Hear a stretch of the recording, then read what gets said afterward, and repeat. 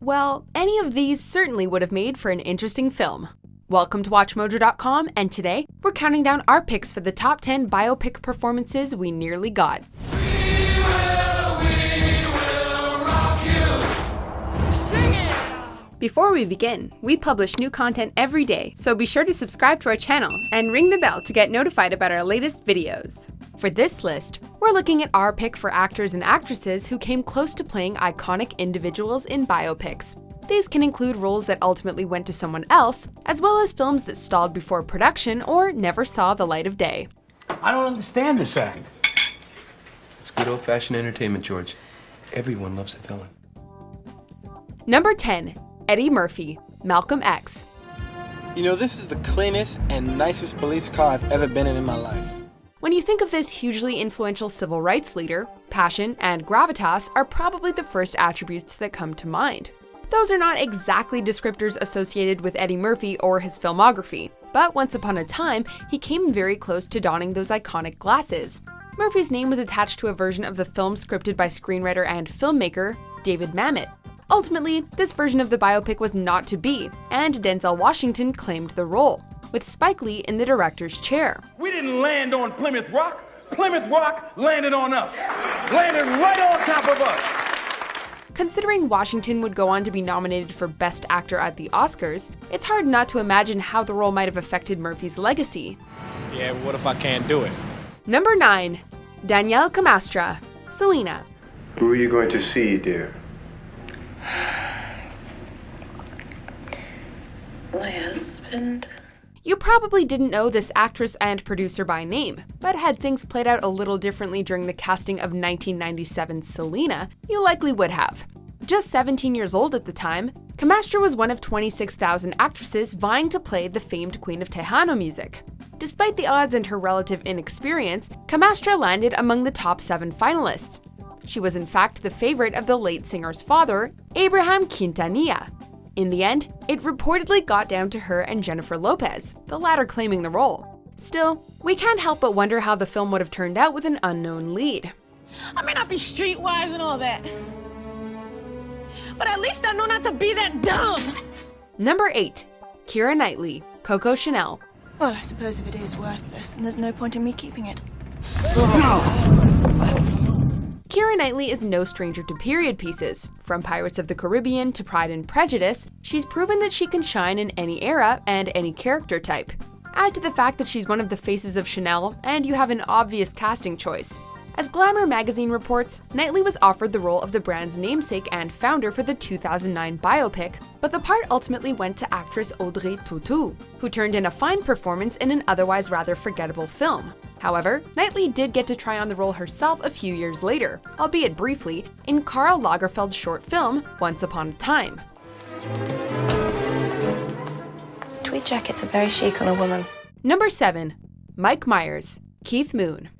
Extreme close-up! Wah! With iconic characters like Wayne Campbell and Austin Powers to his name, Mike Myers is a rock star in the history of film comedy.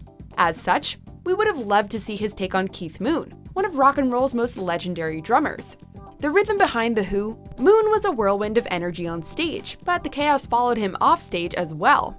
In the mid-2000s, it was announced that Myers would bring the late drummer to life in a film titled See Me Feel Me, Keith Moon Naked for Pleasure. A collaborative effort between Myers and surviving bandmate Roger Daltrey, it likely would have been a one-of-a-kind biopic had it ever materialized. Yeah, baby. Yeah. Number 6. Whitney Houston, Tina Turner. I just believe that anything is possible.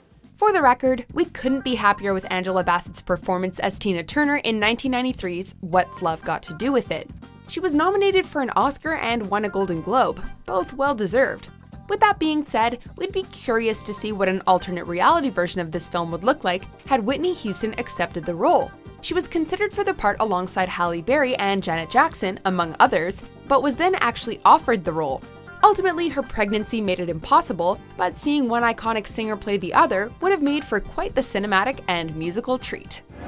Screw it. Tired of worrying about it. Number 5. Tom Hanks, Dean Martin. Well, everything is unprecedented until it happens for the first time.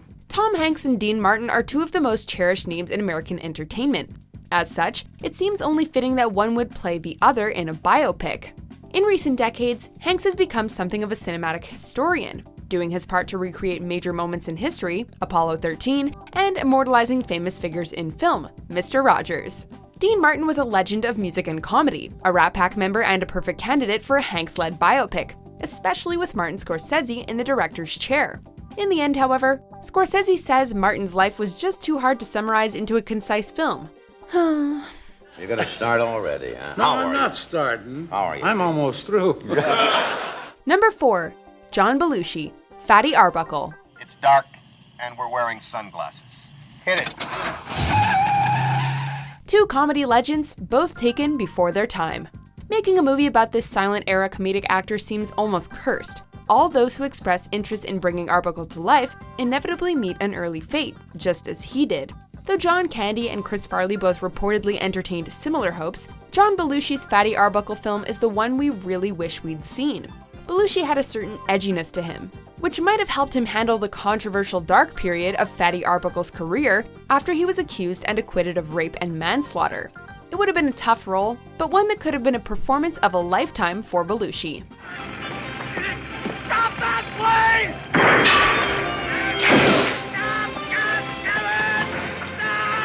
Number 3.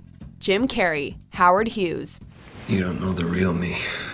Man on the Moon might not have been for everyone, but then again, neither were the comedic stylings of its subject, Andy Kaufman. Regardless, the film proves one thing beyond the shadow of a doubt. Carrey knows how to deliver a biopic. So it's a real shame that they keep escaping him. He first lost out on the role of Charlie Chaplin to Robert Downey Jr. for the 1992 film Chaplin. He was later set to play Howard Hughes in a Christopher Nolan-directed biopic about the famous aviator, but then Scorsese and DiCaprio's project got greenlit and theirs disappeared. We imagine Carrey's performance would have been very different, though perhaps no less compelling. You don't care about money because you've always had it. Well, then how did you make all Excuse me, I'm speaking. Number 2. Tom Hardy, Elton John. But you know what? You can take a situation and you can draw a circle around it and find a way to work something out. Seriously, is this actor even capable of turning in a bad performance? From humble beginnings playing a minor role in Black Hawk Down, Hardy has built a rock-solid resume overflowing with phenomenal performances. Say what you will about Venom, his erratic take on Eddie Brock and the symbiote is worth the price of admission. Eyes, lungs, pancreas, so many snacks, so little time. Whatever the role, he throws himself in headfirst and consistently delivers. All that to say, his take on Sir Elton John likely would have made for one truly unforgettable biopic. Hardy's legend co-star Taron Egerton has proven himself a more than capable leading man, but will always be haunted by the Tom Hardy version of Rocketman that nearly was. Number 1. Sacha Baron Cohen, Freddie Mercury. A Freddie Mercury biopic has long been in the works.